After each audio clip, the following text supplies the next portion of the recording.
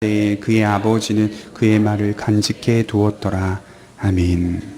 네, 오늘은 누가 탁월한 자인가 라고 하는 제목으로 본문의 말씀을 살펴보겠습니다. 구약 성경을 보게 되면 하나님의 역사가 아브라함을 선택하심을 통하여서 이루어지고 있다는 것을 확인하게 됩니다.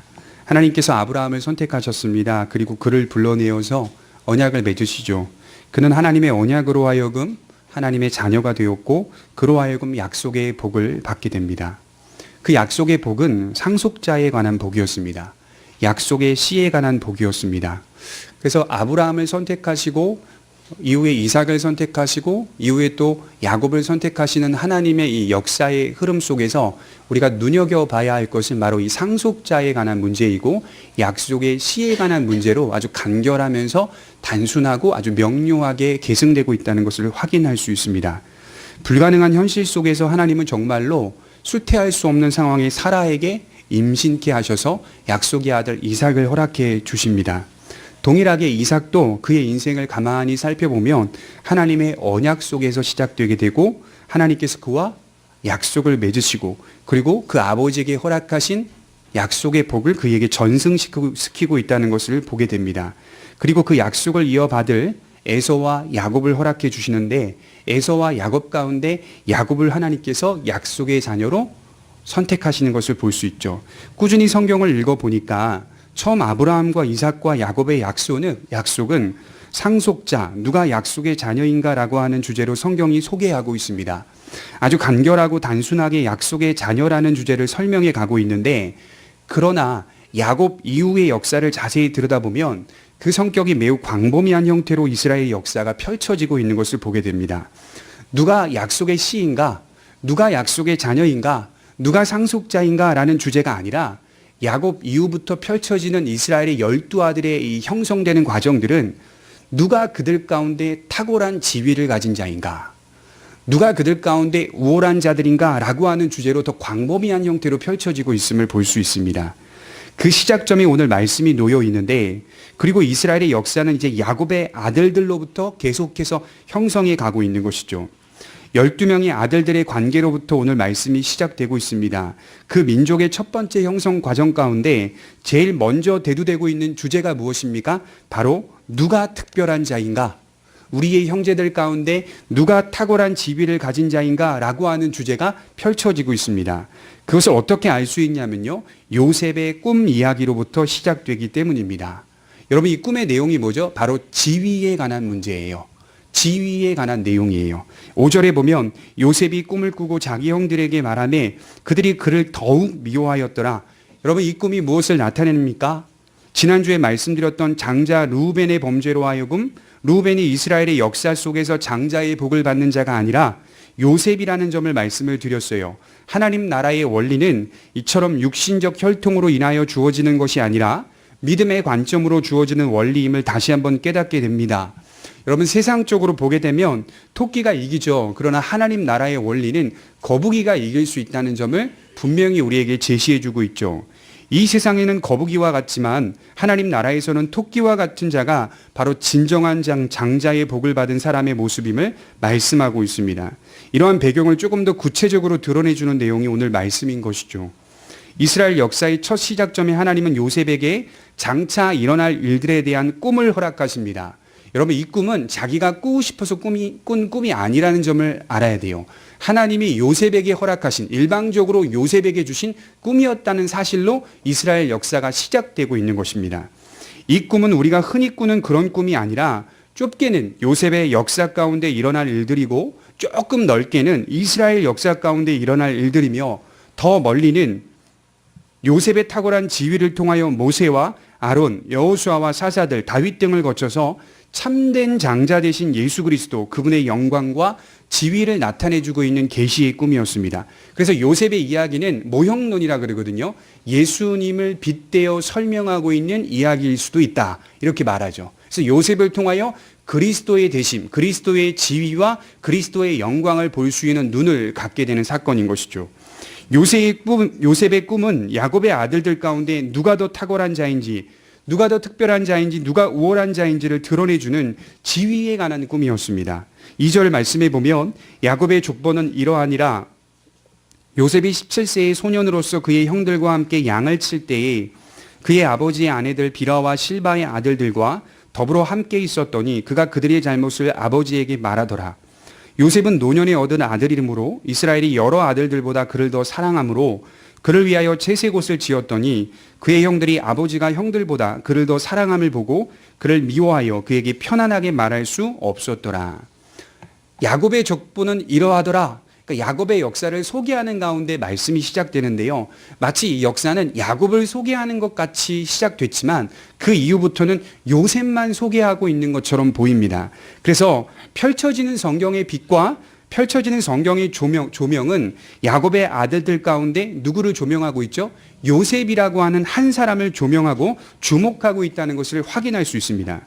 그러니 성경이 가장 핵심적으로 주목하고 있는 인물이 다른 것보다 하나님의 사람, 하나님의 장자 요셉이라는 점을 확인할 수 있는 것이죠.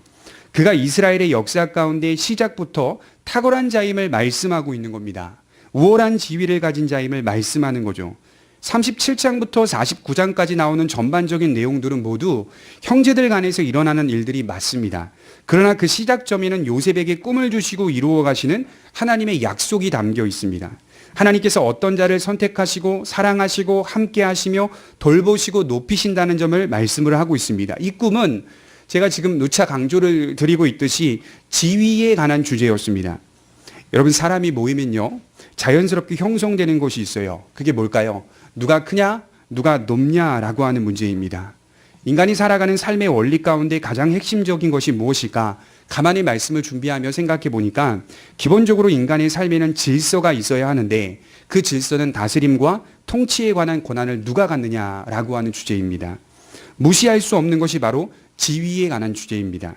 지위는 인간의 삶에서 사라질 수 없는 주제입니다. 아주 작은 아이들이 뛰어노는 것을 보게 돼요.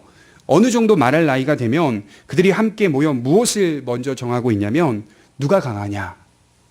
여러분, 유아들도요, 노는 거 보면요, 강한 사람을 중심으로 하여 모입니다. 힘이 센 사람 뭐 이런 걸 떠나서요, 리더를 중심으로 하여 그 모든 공동체를 아우를 수 있는 사람, 그 관계를 형성할 수 있는 사람을 중심으로 해서 사람들의 관계가 계속해서 형성되는 것을 보게 돼요. 본능적으로 이런 관계를 형성해 가고 있는 겁니다. 누가 높냐, 누가 강하냐를 스스로가 정하고 있는 아이들의 모습들을 보게 되죠. 이 본능적으로 사람은 지위에 관한 문제에 집착하고 있는 거예요. 왜 그런 것일까? 하나님의 닮음이 우리 안에 있기 때문입니다. 하나님을 따라 창조되고 하나님의 형상이 우리 안에 부음바되었기 때문에 이 지위에 관한 문제를 놓을 수가 없는 거예요. 하나님께서 가장 높으신 분이요, 우리는 그분의 피조물이라는 사실, 그분은 우리의 왕이요, 그분은 통치자요, 그분은 주권자라는 사실, 이 사실이 우리의 본성 속에 자리를 잡고 있는데 그 지위를 인정하면서 우리의 지위를 올바로 이해하고 바라보며 살게 하신 것이죠. 사람이 너무 많이 고장이 나버리니까 하나님은 안중에도 없게 되는 것입니다. 그리고 자신이 가장 높은 자, 자신이 가장 강한 자, 가장 훌륭하고 탁월한 자라는 것을 이렇게 증명해내고 싶어 하는 것이죠. 그리고 모든 것에 그 에너지를 다 쏟아서 자기가 가장 탁월하고 강한 자라는 것을 세상 속에 나타내려고 힘을 쏟습니다. 오직 자신이라는 중심으로 지위를 형성해 가는 것을 볼 수가 있습니다. 우리가 어린 시절부터 가장 관심을 갖고 집착했던 그것이 변함없이 어른이 되고서도 가장 관심 있는 주제가 되는 것입니다. 여러분, 어린 시절에 너 나보다 세? 너 나보다 강해? 라고 하는 이 주제가 이 유치한 것 같지만 장성하고 나서도요, 변함없이 흘러가고 있는 거예요. 어른이 돼서도 내가 너보다 강하고 내가 너보다 크다라고 하는 것을 간접적으로나마 또는 직접적으로나마 어떤 식으로든 그 주제가 계속 형성되면서 사회 구조가 이루어지고 있는 것이죠. 항상 우리의 중요한 관심사입니다. 세상에서 크다는 것, 세상에서 작다는 것, 이 문제 때문에 수많은 중요한 죄악들이 발생하게 되는 것이죠. 누가 더 높냐는 것은 유치한 질문 같지만 사실 우리 인생 속에서 간과할 수 없는 아주 중요한 주제입니다. 세상은 높은 자를 중심으로, 유력한 자를 중심으로 돌아가는 것 같기 때문이죠. 이번 한 주에 뉴스를 보니까 경상북도 예천군에 있는 의원들이 이 외국에 연수를 갔다가 갑질을 했다라는 그런 기사를 계속해서 뉴스 가운데 내고 있는 것을 확인하게 됩니다. 그들이 왜 갑질을 한 것일까요? 그들이 높기 때문인 거죠. 스스로가 높은 의원이라는 의원직이 형성이 되니까 갑질을 하고 있는 것 아닙니까? 의원이 되기 전에는 그러지 않았다 하더라도 어떤 것을 쥐었고 높아졌고 하면 사람이 이처럼 달라지는 것이죠. 김정은이 왜 가족들을 죽입니까? 피를 나눈 형제임에도 불구하고 왜 그렇게 많은 가족들을 죽이고 핍박을 합니까? 왜 국민들을 못 살게 굴고 작은 국민들의 죄악들을 그냥 넘어가지도 못하고 그렇게 처형을 시켜가는 겁니까? 왜 백성들을 죽입니까? 지위에 관한 주제입니다. 지위. 자기의 지위가 혹여나 자기의 자리가 혹여나 빼앗길까봐 배제될까봐 라고 하는 주제로 하여금 계속해서 그는 악한 모습들을 우리에게 보여주고 있는 것이죠. 야곱의 아들들의 이야기도 그들 안에서 누가 더 탁월한 지위인가 위치인가라고 하는 주제와 관련되어 있음을 알 수가 있습니다. 그러나 성경이 우리에게 제시하는 것은 우월한 지위와 탁월한 지위란 세상이 말하는 것과는 다르다는 점을 말씀을 하는 겁니다. 우리 마가복음 9장 33절을 한번 찾아보겠습니다.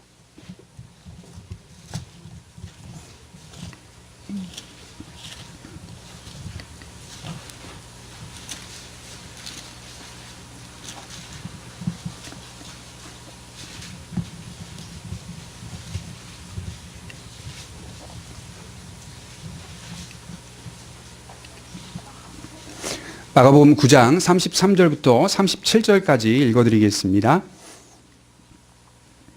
가버나움에 이르러 집에 계실 때 제자들에게 물으시되 너희가 길에서 서로 토론하는 것이 무엇이냐 하시되 그들이 잠잠하니 이는 길에서 서로 누가 크냐 하고 쟁론하였음이라. 예수께서 앉으사 12제자를 불러서서 이르시되 누구든지 첫째가 되고자 하면 뭇사람의 끝이 되며 뭇사람을 섬기는 자가 되어야 하리라 하시고 어린아이 하나를 데려다가 그들 가운데 세우시고 안으시며 제자들에게 이르시되 누구든지 내 이름으로 이런 어린아이 하나를 영접하면 곧 나를 영접하며 누구든지 나를 영접하면 나를 영접함이 아니요 나를 보내신 이를 영접함이니라. 예수님이 가만 보니까 길에서 제자들이 토론하는 것을 보게 된 거예요. 그 토론의 주제가 뭐죠? 누가 크냐는 거예요. 누가 크냐. 예수님을 따르고 있는 제자들마저도 세상적 가치와 세상적 기준을 갖고 있기 때문에 그들 안에서 또 다른 크냐 적냐라고 하는 문제로 계속해서 토론을 하고 있었던 것이죠. 그때 예수님이 물어봅니다. 너희가 길에 서서 토론하는 것이 무엇이냐? 몰라서 물어본 게 아니에요. 예수님 이미 알고 계셨어요. 그들이 그 예수님의 질문을 듣고 바로 대답을 못하죠. 말씀해 보면 잠잠하니 찔린 거예요. 스스로가 그 양심에 창피한 거예요. 그런 것을 가지고 토론했다는 점이 스스로에게 굉장히 부족하고 연약했다는 것을 알게 된 거예요. 그럼에도 불구하고 예수님이 물어보죠. 너희가 첫째가 되고자 하느냐? 그러면 끝이 되어야 하리라. 이런 말씀을 우리에게 알쏭달쏭하게 전파해 주고 있는 겁니다. 여러분 이 말씀은 간단하게 제가 해석해 드리면 이런 거예요. 작은 것을 소중히 여길 줄 아는 사람이 천국에서는 가장 크다 이 말이에요. 가장 작은 것을 소중히 여길 줄 아는 사람. 이 작다라고 하는 부분은 세상에서 볼 때의 작은 것을 말하는 거예요. 세상 사람들이 볼 때 비천한 것, 천한 것. 그때 당시의 어린아이들은 숫자에 포함이 안 되는 존재들이었거든요. 계산을 할 때도 아이들은 집어넣지 않았어요. 인격을 갖긴 가졌지만 그럼에도 불구하고 아이들은 천대시 되고 있는 상황이었거든요. 그때 예수님이 아이들을 불러서 품에 안으시고 그래요. 아이를 빗대어 설교를 전파하고 있는 것이죠. 가장 작다고 여기는 것, 가장 비천하다고 여기는 것이 가장 소중한 것이 될 수 있다. 그런 관점과 그러한 믿음과 그러한 눈을 가진 사람만이 하나님 나라에서는 가장 큰 자이다. 이게 하나님 나라의 원리다. 이렇게 말씀을 하고 있는 겁니다. 성경은 항상 우리에게 일깨워주고 있습니다. 삶을 살아가는 방식이나 복을 이해하는 방식이나 성공하는 방식들은 모두 하나같이 세상과는 다른 방식으로 접근한다는 겁니다. 이것이 하나님의 나라의 원리입니다. 그 원리 안에서 충실하게 살았던 사람이 누구죠? 예수님을 소개하는 사람, 요셉입니다. 오늘 말씀을 기록하고 있는 사람, 말씀 속에 중심이 되고 있는 사람, 요셉입니다. 하나님 나라의 정신과 원리와 소망과 자세, 이러한 종합적인 의미를 바르게 이해했던 사람이 요셉이고 진실로 가장 탁월한 자라는 사실을 말씀하고 있는 겁니다. 그렇다면 반대로 형님들은 어떠했을까요? 함께하고 있는 형님들을 살펴볼 필요성이 있습니다. 우리 8절을 보겠습니다. 본문 8절을 한번 보겠습니다. 그의 형들이 그에게 이르되 내가 참으로 우리의 왕이 되겠느냐? 참으로 우리를 다스리게 되겠느냐? 하고 그의 꿈과 그의 말로 말미암아 그를 더욱 미워하더니 요셉이 형들에게 자신이 꾼 꿈을 이야기하자 형들은 받아들일 수가 없었어요. 그들의 요점은 무엇이냐면 너가 우리를 다스리겠느냐? 너가 우리의 왕이 되겠느냐? 이 질문을 던지고 있어요. 너무나도 신기하게 그들은 분노하면서도 꿈에 대한 정확한 해몽을 하고 있는 겁니다. 정말 요셉은 왕과 버금가는 총리가 되었고 형님들과 아버지는 요셉 앞에서 절하게 되는 것이죠. 형님들은 요셉의 꿈에 대한 이야기를 들으며 요셉을 더욱 미워하게 됩니다. 그리고 요셉을 죽이려 했던 것입니다. 어떻게 보면 요셉의 형들로서 요셉의 꿈을 들으면서 넉넉하게 웃어 넘길 수가 있었어요. 여러분, 꿈의 내용이 뭐죠? 곡식단을 묶는데 두 번의 꿈을 꾸는데 요셉이 처음에 그 꿈에서는 곡식단을 묶는데 자기의 단은 일어나고 그 형님들의 단은 다 엎드려서 일어난 단을 향하여 절하고 있는 꿈이었어요.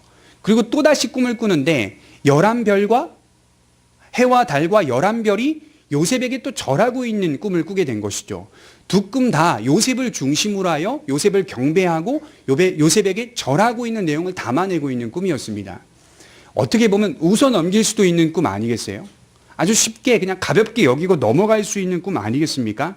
그러나 형들은 더욱 분개했고 결국 그들은 요셉을 죽이는데 하나가 되는 것이죠. 무엇이 그들로 하여금 그런 마음을 갖게 했을까? 오늘 본문은 미움과 시기와 질투였다는 사실을 알 수가 있습니다. 요셉은 이미 형들에게 미움의 대상이고 시기의 대상이었습니다. 그리고 질투의 대상이었고 분노의 대상이었습니다. 요셉은 아버지에게 특별한 사랑을 받는 아들이었습니다. 3절에 보시면 요셉은 노년에 얻은 아들이므로 이스라엘이 여러 아들들보다 그를 더 사랑함으로 그를 위하여 채색 옷을 지었더니 그의 형들이 아버지가 형들보다 그를 더 사랑함을 보고 그를 미워하여 그에게 편안하게 말할 수 없었더라. 그래서 1절부터 11절까지 나오는 본문의 내용 가운데 요셉을 싫어하고 미워했다라고 하는 표현이 한 5번 정도가 반복해서 나오더라고요. 너무 싫었던 것 같아요, 요셉이. 11번째 동생이 그렇게 싫었던 것 같아요. 이 대목에서 우리는 두 가지 교훈을 발견할 수가 있는데요. 첫 번째로는 사랑의 편애입니다. 우리가 하는 사랑이 불완전하다는 사실을 알 수가 있는데 혈통으로 맺어진 가족이라 하여도 우리의 사랑이 편애의 방식으로 펼쳐질 수 있다는 것을 확인하게 되는 거죠. 인간의 불완전한 사랑을 볼 수가 있습니다. 야곱의 족보 속에 사랑의 편애는 매우 자주 빈번하게 등장하는데 아버지 이삭은 남자다운 에서를 더 사랑했고 그를 더 편애했습니다. 어머니 리브가는 소심하고 여성스러운 야곱을 더 사랑했고 편애했습니다. 야곱은 레아보다 라헬을 더 편애했습니다. 그리고 라헬이 죽자 라헬에 대한 사랑을 그녀가 낳은 자식 요셉에게 흘려보내고 있었습니다. 이처럼 인간의 사랑이 편애의 방식으로 드러나고 있다는 것을 확인하게 되는 거죠. 이것은 인간의 사랑이 완전하지 못하며 공정하지 못하다는 것을 말씀하고 있습니다. 우리가 하나님을 믿어야 하는 이유가 또 하나 있죠. 그 이유는 그분의 사랑은 완전하시고 공정하시기 때문입니다. 하나님은 사랑이시라 이렇게 성경은 말해요. 하나님은 사랑의 원형입니다. 우리는 사랑의 원형이 아니에요. 우리가 사랑의 원형이 아니라는 것이 우리의 인생 속에 확인되죠. 어떤 방식으로 확인되죠? 내가 낳은 자식이라 하여도요, 편애의 방식으로 펼쳐지는 거예요. 솔직하게 공감이 되지만 내가 낳은 자식이라 하여도요, 어떤 자식을 동일하게 사랑하긴 하지만 그 사랑하는 방식이 편애의 모습으로 나타날 수 있다는 거예요. 공정하지 못합니다. 완전하지도 못합니다. 완전하지 못하기 때문에 공정하시고 완전하신 하나님의 사랑 안에서 질서를 잡고 세워져 갈 때 우리의 사랑이 그나마 하나님의 뜻 가운데 펼쳐질 수 있는 것입니다. 하나님은 완전하시고 공정하십니다. 잠언 8장 17절에 보면 나를 사랑하는 자들이 나의 사랑을 입으며 나를 간절히 찾는 자가 나를 만날 것이요. 하나님의 사랑의 방식은 하나님을 사랑하는 자에게 사랑하신다는 거예요. 하나님을 찾는 자에게 그를 만나 주신다는 거예요. 아주 공정하시죠.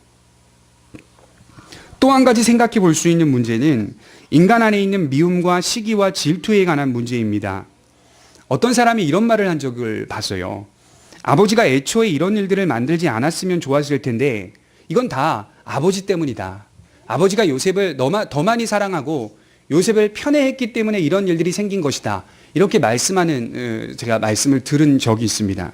물론 일리는 있어요. 그러나 그렇지 않습니다. 인간 안에 있는 시기와 질투와 미움들은 어떠한 방식으로든 드러나게 돼 있어요.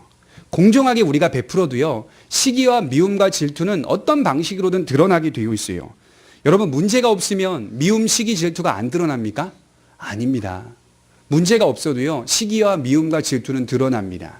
인간 안에 자리를 잡고 있기 때문이죠. 형제 간의 우애가 좋은 이야기를 들은 적이 있습니다. 부모는 살아생전에 사람들을 만나면서 우리 가족만큼 우애가 깊고 좋은 가족은 없을 것이라고 막 자랑하고 다녔어요. 그러나 부모가 죽을 때쯤 되어서 부모의 유산 때문에 서로 싸우며 죽이고 헐뜯는 경우가 다반사입니다. 수십 년 동안 쌓아온 형제 우애가 유산이라는 그저 몇 천만 원이라는 유산 때문에 그 대상 앞에서 철저하게 빠르게 신속하게 무너져 내리는 경우를 너무 많이 자주 우리는 보게 됩니다. 우리 인생 속에 나타나는 사랑도 불완전하지만 우리 안에 있는 미움과 시기, 질투심도 틈만 나면 올라오는 겁니다. 어떻게 사랑을 바르게 나타낼지도 어떻게 질투심과 미움을 억제할지도 우리는 잘 모릅니다. 이것이 인간에 대한 객관적인 평가입니다.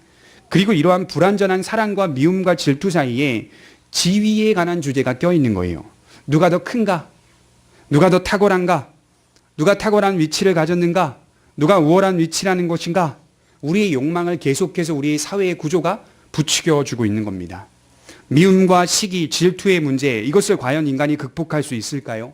인간의 역사 가운데 미움과 시기, 질투심을 극복할 수 있습니까?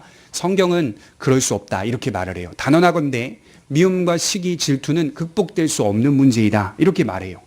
모이기만 하면 미움과 시기, 질투를 드러냅니다. 이러한 시기와 질투의 근원을 제가 찾아보니까 성경에서 가인의 사건을 통하여 출발을 하더라고요. 가인의 사건. 창세기 4장에 아담의 아들 가인과 아벨이 있습니다. 둘이 모두 하나님께 예배를 동시에 드리죠. 하나님은 아벨의 예배를 받으시고 가인의 예배를 받지 않으셨어요. 그 이유는 가인은 하나님을 진심으로 예배하려 하지 않았기 때문입니다. 재물의 문제가 아니었어요. 가인은 곡식을 드렸기 때문에 하나님 안 받으신 게 아니에요. 그들은 하나님을 진심으로 예배하려 하지 않았기 때문이에요. 가인은 타락한 본성 안에서 하나님을 불신하고 그 불신 속에서 형식만 가지고 있었던 사람이에요. 불신을 여전히 하고 있고 형식만 갖고 하나님께 예배하고 있는 사람이었어요. 그러나 아벨은 믿음으로 하나님을 바라보며 살고 있었던 사람입니다. 자신의 예배를 받지 않으시는 하나님을 보고 동시에 동생 아벨의 예배를 받으신 것을 보면서 가인이 분노했잖아요. 분노하고 동생을 쳐 죽입니다. 미움과 시기와 질투가 발동되자 피를 나눈 형제라는 것은 가인에게 아무런 가치가 없습니다. 여러분, 미움과 시기와 질투가 발동되면요, 형제고 뭐고 없는 겁니다. 전혀 없어요. 혈육이라고요? 아닙니다. 아무런 가치가 없어요. 혈통이라고요? 족보가 있다고요? 아무런 가치가 없어요. 미움과 시기와 질투는 가족도 없게 만드는 거예요. 우리의 악함이 이처럼 무한하게 발현될 수 있다는 것을 확인되는데, 누군가를 죽여 높아지려는 악함, 누군가를 몰아내려는 악함, 그래야 어떻게 하겠다는 겁니까? 내가 비록 그 자리에 올라가지 않더라도 그 사람이 그냥 거기 있는 것이 싫다는 악함, 그냥 꼴도 보기 싫은 거예요. 그렇다고 대안도 없어요. 내가 가든가 다른 사람을 세우든가 그런 대안도 없지만 그냥 그 사람이 믿기 때문에, 싫기 때문에 꼴도 보기 싫은 거죠. 그것이 우리의 악함이라고 성경은 말씀을 하고 있는 것입니다. 미워하니, 질투하고 싫어하니 미운 것밖에 안 보이는 것이죠. 우리 유다서 1장 21절을 한번 찾아보겠습니다. 유다서 1장 21절입니다.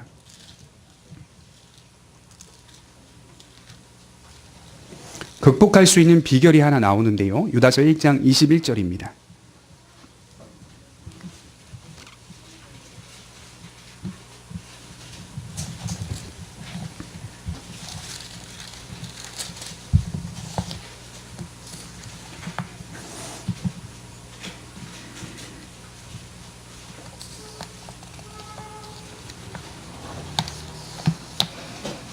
우리 같이 한번 읽어보겠습니다. 시작. 하나님의 사랑 안에서 자신을 지키며 영생에 이르도록 우리 주 예수 그리스도의 긍휼을 기다리라.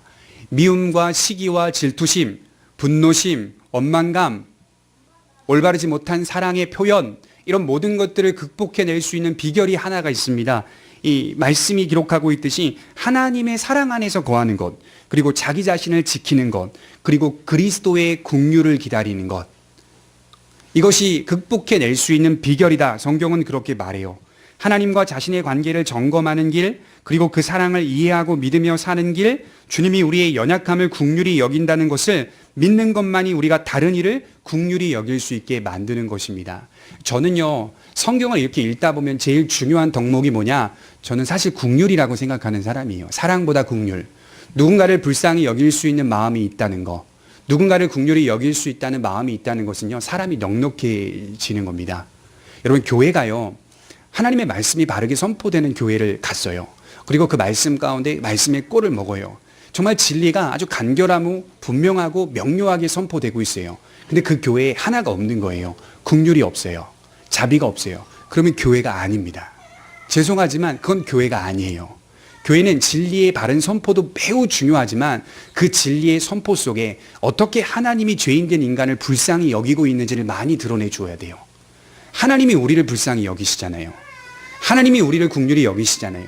그 긍휼하심 속에 마음을 하나님께 맞추며 그 사랑 안에 거하는 것, 그리고 내가 하나님의 속성을 닮아가고 있는지 자기 자신을 들여다보고 자신을 지킬 때에 비로소 다른 것을 올바로 바라볼 수 있는 것이죠. 미움과 시기와 질투가 왜 일어나는지 아십니까? 다른 일을 긍휼히 여기지 못하는 것에서부터 시작이 되는 거예요. 형들이 왜 요셉을 그렇게 싫어하는지 아십니까? 요셉은 긍휼히 여길 만한 대상이 아니었기 때문이에요. 무조건 미움을 받을 만한 대상으로 확정하고 여겼기 때문입니다. 우리 안에 하나님의 사랑과 긍휼이 있는지 스스로를 점검해 보시기 바랍니다. 그것이 있다는 것은 우리 안에 올라오는 죄의 욕망들을 이겨낼 수 있는 능력을 가지고 있다는 거예요. 미움과 시기와 질투를 이길 수 있다. 나는 그 능력을 갖고 있다라는 분명한 확신인 것입니다. 세상에는 두 종류의 사람이 있는 것 같습니다. 첫째로는 우월한 지위, 위치를 만들려고 애쓰며 집착하는 사람이 있습니다. 우월한 척하는 사람이 있어요. 세상에는. 자기가 탁월한 척하는 사람이 있어요. 자기가 높다고 이야기하며 자랑하며 살아가는 사람이 있어요. 그리고 그 위치를 애쓰면서 집착하며 만들려고 하는 사람이 있어요. 그리고 또 다른 종류는 하나님으로부터 우월한 지위와 특별한 지위를 받아서 사는 사람이 있어요. 이미 하나님으로부터 탁월하다라고 하는 것을 인정받고 우월하다라고 하는 것을 인정받고 살며 살아가는 사람들이 있어요. 그런 사람을 통틀어서 성경은 세인츠, 성도 이렇게 말을 해요. 성도다 이렇게 말씀을 해요. 목사는 교회의 모든 사람을 성도라고 부릅니다. 그냥 교회만 나오면 목회자는 뭐라고 부르기가 애매하고 뭐하니까 성도님 이렇게 불러드리는 거예요. 그러나 그렇지 않습니다. 하나님의 관점에는 진정한 성도와 그렇지 않은 성도가 구별되어 있어요. 목회자가 성도라고 부른다고 해서 그 사람이 성도가 아니에요. 죄송하지만 하나님의 관점에 구별된 모습인 거예요. 하나님의 사랑 안에 젖어 사는 것, 자기를 지키는 것, 그리스도의 긍휼을 기다리고 의지하며 사는 것, 그런 사람만이 성경이 성도다 이렇게 말씀을 하고 있는 거예요. 성경에서 말하는 성도는 교회를 다니는 사람을 말하지 않습니다. 진실로 하나님의 은혜를 믿고 살아가는 자, 진실로 예수님을 믿고 사는 자, 제일 중요한 게 뭘까요? 요셉처럼 세상과 역행하며 사는 사람, 요셉처럼 세상이 말하는 탁월함과 우월감에 집착하며 살지 않는 사람, 그 사람이 바로 성도입니다. 하나님 나라의 원리와 정신과 소망과 자세를 가진 사람만이 성도의 자격이 있는 겁니다. 그래서 여러분 세례 받을 때, 세례 서약할 때 그런 내용들이 담겨져 있잖아요. 세상과 같지 아니하겠느뇨. 이제 주인이 세상이 아니라 하나님이겠느뇨. 요셉은 진정한 성도였습니다. 그가 우월한 것은, 그가 탁월한 것은 하나님 나라의 원리와 정신과 소망과 자세를 깊이 이해하고 가지고 있었으며 정말 그렇게 살아내었기 때문입니다. 믿음을 가진 모든 성도들은 이미 탁월한 지위요, 우월한 지위를 가진 사람들입니다. 여러분, 저나 여러분들이나 이미 탁월한 거예요. 이미 우월한 거예요. 이미 세상 어떤 사람들보다 앞서고 있다는 거예요. 진실로 믿는 자들에게 탁월함은 이미 주어진 것입니다. 이 탁월함과 우월함을 세상 속에서 어떻게 드러낼 것인가? 이게 우리의 과제입니다. 나의 탁월함과 나의 우월감, 그리스도를 믿고 그리스도 안에서 주어진 이 탁월함과 우월감을 세상 앞에서 어떻게 드러낼 것인가? 어떤 방식으로 나타낼 것인가? 그 방식의 예가 누구죠? 예수 그리스도죠. 예수님이 하나님 아버지로부터 가지고 계셨던 탁월함과 우월감을 세상 앞에 그런 모습으로 나타내 보이신 거예요. 그 방식으로 나타내 보이신 거죠. 우리도 이런 과제를 떠안고 인생을 살아가고 있는 것입니다. 우리 히브리서 11장 32절을 한번 보겠습니다. 히브리서 11장 32절입니다.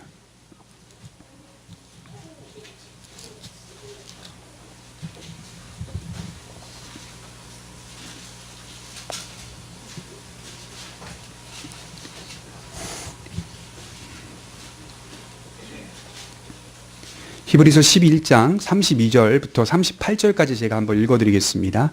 히브리서 11장은 믿음의 사람들만 압축해서 기록한 장입니다. 성경 전체의 믿음의 사람들을 압축해서 칭찬하고 있는 장입니다. 히브리서 11장 32절에 보면 내가 무슨 말을 더하리요? 기드온과 바락과 삼손, 입다, 다윗 및 사무엘과 선지자들의 일을 말하려면 내게 시간이 부족하리로다. 그들은 믿음으로 나라들을 이기기도 하며 의를 행하기도 하며 약속을 받기도 하며 사자들의 입을 막기도 하며 불의 세력을 멸하기도 하며 칼날을 피하기도 하며 연약한 가운데서 강하게 되기도 하며 전쟁에 용감하게 되어 이방 사람들의 진을 물리치기도 하며 여자들은 자기의 죽은 자들을 부활로 받아들이기도 하며 또 어떤 이들은 더 좋은 부활을 얻고자 하여 심한 고문을 받되 구차히 풀려나기를 원하지 아니하였으며 또 어떤 이들은 조롱과 채찍질 뿐 아니라 결박과 옥에 갇힌 시련도 받았으며 돌로 치는 것과 톱으로 켜는 것과 시험과 칼로 죽임을 당하고 양과 염소의 가죽을 입고 유리하여 궁핍과 환난과 학대를 받았으니 38절이 제일 중요합니다. 이런 사람들은 세상이 감당하지 못하느니라. 믿음으로 살아가는 사람들은 세상이 감당을 못합니다. 여기 원문에 보면요, 세상에 살기에 아까운 사람들 이런 뜻이에요. 그런 사람들은 세상 삶을 살기에 아까운 사람들 이렇게 표현하고 있어요. 그게 누구라고 말합니까? 성도들 이렇게 얘기하는 거예요. 하나님의 사람들, 약속을 유업으로 받은 사람만이 세상을 살아가는 방식과 정신과 소망과 자세가 나타날 수 있다 이렇게 말을 하는 것이죠. 우리의 삶을 좀 점검해 봤으면 좋겠어요. 아주 적당하게 아주 세상과 타협하며 잘 살고 있다면 뭔가 문제가 있는 거예요. 그러나 세상이 좀 불편하고 세상이 좀 어려워요. 적응하기가 힘들어요. 믿음 안에서 보게 되면 잘 가고 있는 거예요. 하나님 안에서 믿음으로 살고 있다라는 증거예요. 하나님 나라의 정신과 원리와 소망과 자세를 갖고 산다는 거예요. 요셉이 그랬거든요. 어디서든 하나님 나라의 정신과 원리와 소망과 자세를 갖고 종이 되었든 총리가 되었든 똑같아요. 일관성이 있어요. 그도 흠이 있었겠죠. 넘어졌겠죠. 칭찬받을 만한 것들만 기록했겠죠. 그도 분명히 죄를 지었을 것입니다. 그럼에도 불구하고 그 방향성을 놓지 않고 살고 있었다는 것, 그것이 우리가 본받아야 할 모습이라는 점을 말씀을 하는 겁니다. 요셉은 노예로 팔려갔을 때에도 특별했고 우월했습니다. 자유로웠을 때에도 특별했고 우월했습니다. 그는 하나님과 함께 했던 사람입니다. 그가 손대는 곳은 요셉 자신 때문에 복을 받는 놀라운 일들도 있었습니다. 바라기는 저와 여러분들도 마찬가지라고 생각합니다. 더 높아지려고 더 특별해지려고 하지 맙시다. 오히려 하루하루 우리의 삶을 살아갑시다. 그러면 하나님께서 주시는 복들이 따라오는 겁니다. 누군가에 의해서 평가받고 인정받지 맙시다. 누군가 나를 재단하고 평가했다 하더라도 너무 솔깃하지 마십시오. 너무 귀를 기울이지 마십시오. 여러분들의 평가와 인정은 하나님의 눈에 있는 겁니다. 하나님의 관점에 있는 겁니다. 사람들의 말에 휘둘려서 우리의 불안한 정사가 수많이 극대화되어 막 요리조리 흔들리는 그런 사람 되지 마시고 하나님의 관점 안에서 하나님께 인정받으며 살아가는 삶을 살아가시기 바랍니다. 누군가에 의해서 평가받기보다는 하나님의 약속 안에서 평가받고 인정받는 삶을 살아가기를 축원합니다. 시편 16편 3절에 땅에 있는 자들은 존귀한 자들이니 나의 모든 즐거움이 그들에게 있도다. 여기 땅에 있는 자들이 누구일까요? 땅에 있는 성도들은 존귀한 자이니 이 말씀이에요. 땅에 있는 성도들은 존귀하다. 하나님과 성경은 이미 우리를 존귀한 자로 인정하고 있는 거예요. 너희는 존귀한 자고 너희는 특별한 자고 너희는 우월한 자다. 무엇을 가지고 있어서가 우월한 자가 아니라 이미 너희들은 특별하고 성도이기 때문에 존귀하다. 하나님이 존귀한 자들이라고 인정하니 더 중요한 건 하나님의 모든 즐거움이 당신님의 모든 즐거움이 그들에게 있도다. 이렇게 말씀을 하고 있어요. 하나님의 즐거움이 우리에게 있다는 사실을 믿으시고 한 주간 그 하나님의 즐거움을 경험하며 감사하며 평안을 누리며 살아가시기를 바랍니다. 기도하도록 하겠습니다.